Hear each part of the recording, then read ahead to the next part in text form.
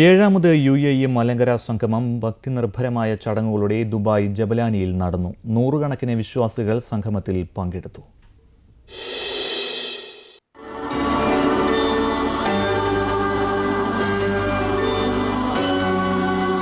ജബലാനി saint Francis Assisi ദേവാലയത്തിൽ നടന്ന വിശ്വാസി സംഗമം മലങ്കര സഭ മേജർ ആർച്ച് ബിഷപ്പ് കർദിനാൾ ബെസേലിയോസ് ക്ലിമീസ് കാതോലിക്ക ബാവ ഉദ്ഘാടനം ചെയ്തു.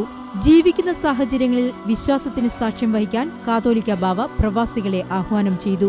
Arabian vicariate bishop Paul Hinder ചടങ്ങിൽ അധ്യക്ഷനായിരുന്നു. ദിവ്യബലിക്ക് ക്ലിമീസ് കാതോലിക്ക ബാവ മുഖ്യ കാർമ്മികത്വം വഹിച്ചു. കുട്ടികളുടെ ആദ്യ കുർബാന സ്വീകരണവും ഇതോടൊപ്പം നടന്നു.